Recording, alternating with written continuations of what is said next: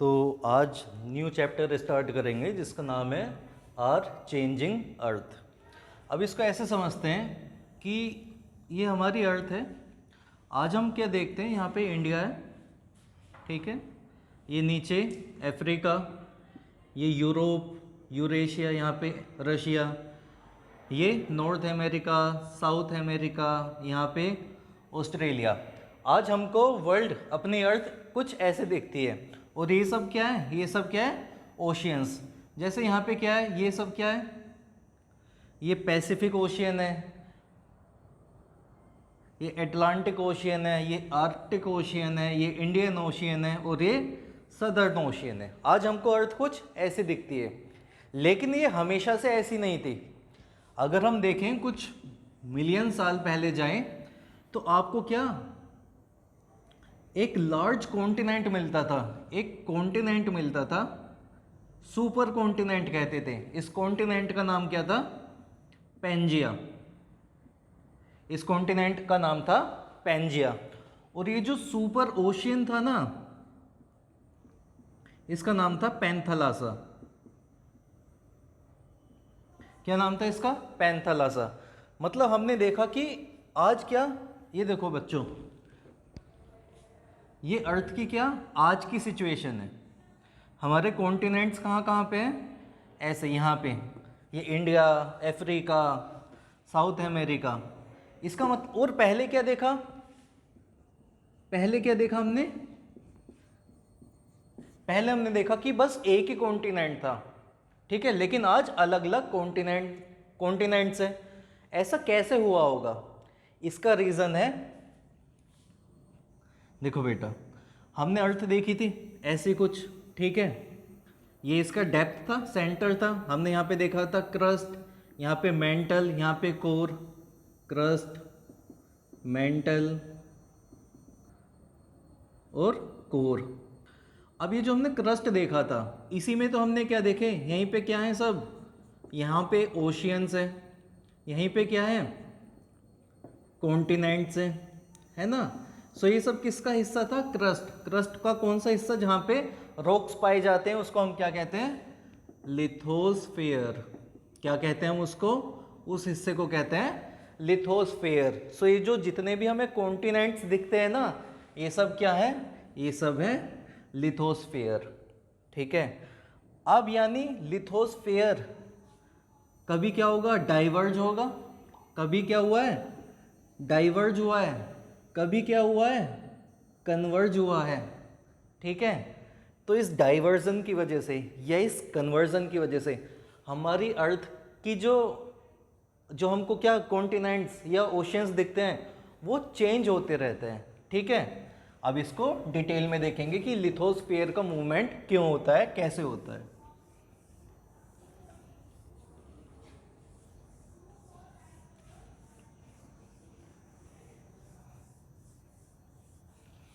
देखो हमने क्या देखा था कि लिथोस्फीयर, इसकी डेप्थ कितनी है, लगभग 8 किलोमीटर से 60 किलोमीटर, ठीक है। डिपेंड करता है ये किस चीज़ पे, कि भाई वहाँ पे क्या है, भाई सपोज कहीं पे सी बेड है या ओशियन बेड है,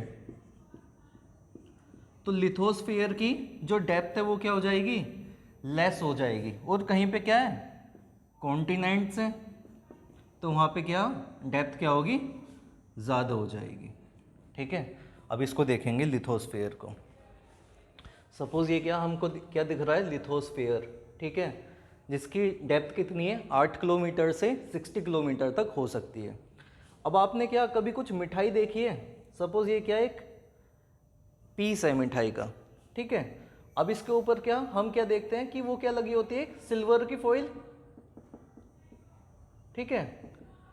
अब सपोज अर्थ भी हमारी ऐसी ही है, ठीक है, ये मिठाई है, उसके ऊपर लगी हुई ये सिल्वर फॉइल कितनी पतली सी होती है, इतना ही पतला है लिथोस्फीयर, अगर हम कंपैरिजन करें उसका अर्थ से। अब सपोज आपने क्या, आपके हाथ में ये मिठाई है, उस पर सिल्वर फॉइल लगी हुई है, अगर आप उसको ऐसे तोड़ोगे मिठाई को, तो ऑटोमेटिकली उसके ऊपर जो लिथोस्फीयर है, उसके ऊपर जो सिल्वर फॉइल है, वो भी क्या टूट जाएगी। ऐसे ही हमारी अर्थ के अंदर क्या है, यहाँ पे मोल्टन मैग्मा है, मोल्टन मैग्मा, वो ये है यहाँ पे क्या है, मोल्टन मैग्मा। मैग्मा क्यों है, क्योंकि यहाँ पे क्या बहुत ज़्यादा टेम्परेचर, क्या है, टेम्परेचर है यहाँ पे बहुत ज़्यादा हाई। अब बेटा ये मैग्मा है, मैग्मा का क्या मूवमेंट होता रहता है। सपोज ये हम अर्थ माने अपनी, ठीक है, यहाँ पे ये सब क्या है, मैग्मा। मैग्मा किस फॉर्म में, लिक्विड, वाटर जैसा लिक्विड नहीं, काफ़ी थिक लिक्विड, जैसे हनी होता है ना, हनी कैसा होता है, गाढ़ा होता है, तो हनी से भी ज़्यादा गाढ़ा क्या होता है हमारा मैग्मा। अब वो मैग्मा कुछ साइकिल में घूमता रहता है, ठीक है, ऐसे, ये ऐसे, ये ऐसे, ये यहाँ पे ऐसे। अब आप एक चीज़ देखो बेटा, जब ये मूव कर रहा है मैग्मा अंदर का, तो इसके ऊपर का ऊपर लगा हुआ क्या है, लिथोस्फेयर, तो लिथोस्फेयर भी क्या मूव करेगा, तो इसको हम क्या कहेंगे, कन्वर्जेंस। क्या कहेंगे, कन्वर्जेंस। अब यहाँ पे देखो ये एक दूसरे से क्या दूर जा रहा है, तो इस चीज़ को हम क्या कहेंगे, डाइवर्जेंस, ठीक है। इसको क्या कहेंगे हम, जहाँ पे दोनों चीज़ें आके मिली, ठीक है, उसको क्या कहेंगे हम, कन्वर्जेंस। जहाँ पे एक दूसरे से अलग हो गई उसको क्या कहेंगे हम, डाइवर्जेंस। अब जहाँ पे कन्वर्जन होगा वहाँ पे क्या, जो लैंड फॉर्म है वो भी क्या पास में आ जाएंगे, तो एक न्यू फॉर्मेशन होगा।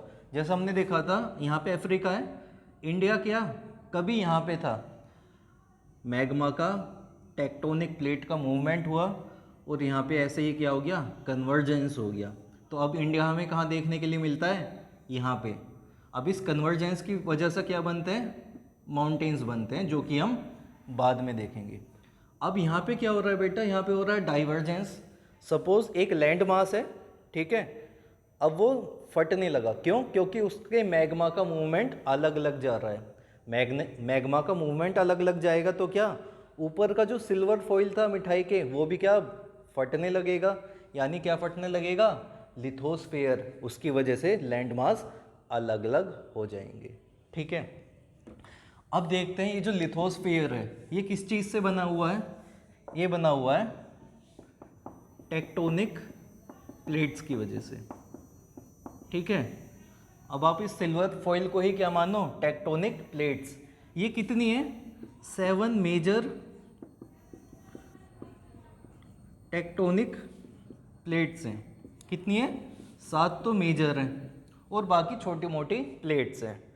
अब इनके ही पास आने की वजह से लैंड का फॉर्मेशन हो जाता है और इनके दूर जाने की वजह से क्या, लैंड मास जो होता है वो फट के अलग अलग हो जाता है।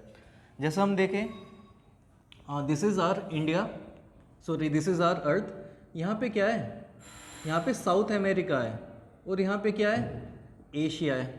अब ये जो टेक्टोनिक प्लेट्स है ना, ये एक दूसरे से दूर जा रही है। पहले क्या, ये दोनों मास एक ही थे, ये दोनों लैंड मास एक ही थे, लेकिन क्या इन टेक्टोनिक प्लेट्स के मूवमेंट की वजह से ये दोनों क्या एक दूसरे से दूर जाने लगे, ठीक है। जैसे हमने क्या देखा था, अर्थ थी, एक बड़ा सा लैंड मास था, उस कॉन्टिनेंट का नाम क्या था, पेंजिया। तो पेंजिया भी पहले क्या अपने 2 हिस्सों में टूट गया, ठीक है। जो नीचे वाला लैंड था उसको हमने क्या नाम दिया, गोंडवाना, और जो ऊपर वाला लैंड था उसको हमने क्या नाम दिया, लोरेशिया, ठीक है। तो अगर हम इंडिया की बात करें तो इंडिया किस चीज़ का पार्ट था, India was the part of Gondwana land, ठीक है। लेकिन टेक्टोनिक प्लेट्स का क्या मूवमेंट होता रहता है, तो आज इंडिया कहाँ पे आ गया, पहले कहाँ पे था इंडिया, लगभग यहाँ पे, और आज कहाँ पे आ गया, यहाँ पे। इसका रीज़न क्या है कि इसकी जो लिथोस्फीयर है, उसकी जो टेक्टोनिक प्लेट्स है उसके मूवमेंट की वजह से, ठीक है। अब जो प्लेट का मूवमेंट है, ठीक है, वो 2 रीज़न की वजह से हो सकता है। मतलब कोई सी क्या फोर्स अप्लाई होगी, ठीक है। वो फोर्स 2 तरह की हो सकती है। First kind is endogenic, another is exogenic. Endogenic का मतलब क्या हुआ, इनसाइड द अर्थ, क्योंकि एंडो का मतलब क्या होता है इनसाइड, तो एंडोजेनिक फोर्स कहाँ पे अप्लाई हो रही है, अर्थ के नीचे अंदर, और एक्सोजेनिक इसका मतलब क्या होगा, on the surface of earth. ठीक है, ये एक्सोजेनिक फोर्स कहाँ पे अप्लाई हो रही है, on the surface of earth. अब क्या हो गया एंडोजेनिक, सपोज हम पहले बात करते हैं एंडोजेनिक फोर्स की। सो एंडोजेनिक फोर्स का क्या होगा भाई, मूवमेंट हो रहा है, कुछ ना कुछ मूवमेंट हो रहा है। अब वो मूवमेंट क्या सडन भी हो सकता है, ठीक है, और स्लो भी हो सकता है। जब मूवमेंट क्या होगा सडन होगा तो क्या क्या आ सकता है, अर्थक्वेक आ सकता है, ठीक है, वोल्केनोज आ सकते हैं, ठीक है, अर्थक्वेक आ सकता है, वोल्केनोज आ सकते हैं। लेकिन जब ये मूवमेंट क्या होगा स्लो होगा तो उसकी वजह से क्या फॉर्मेशन हो सकता है, माउंटेन्स का फॉर्मेशन हो सकता है, ठीक है।